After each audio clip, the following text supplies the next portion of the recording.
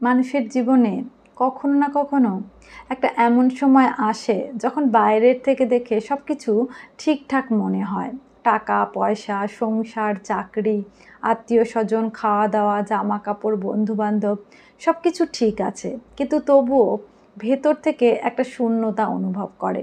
আর এই শূন্যতা অনুভব করার অনেকগুলো কারণ থাকতে পারে। অ্যাকচুয়ালি এই শূন্যতাটা ভেতরের শূন্যতা, তাই তাকে বাইরের কোনো জিনিস দিয়ে ভরানো সম্ভব নয়। আর এই শূন্যতা তখন আসে যখন আমাদের নিজেদের সাথে কানেক্টিভিটি হারিয়ে যায়।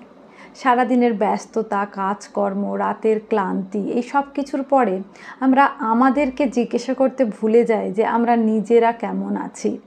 তাই এই আওয়াজটা অন্য কারণ নয়, আমাদের ভেতরে যে আমি থাকে এই আওয়াজ সেই আমির।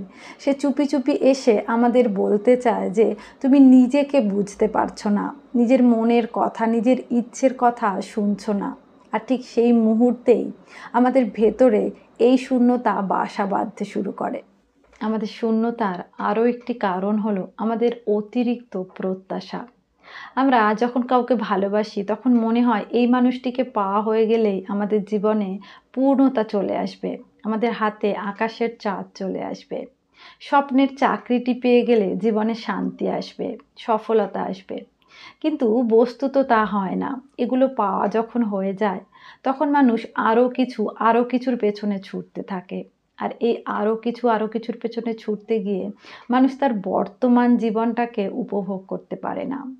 তাই যেটা আছে সেটার প্রতি কৃতজ্ঞ থাকতে হয়, সেটাকে সম্পূর্ণ উপভোগ করতে হয়। আর যেটা নেই সেটার পেছনে ছুটতে গেলে সেটার না পাওয়ার শূন্যতাতে মন কিন্তু আবার ভারী হয়ে উঠবে। শূন্যতাবোধের আরও একটি কারণ হলো সেলফ ওর্থ বা আত্মসম্মান।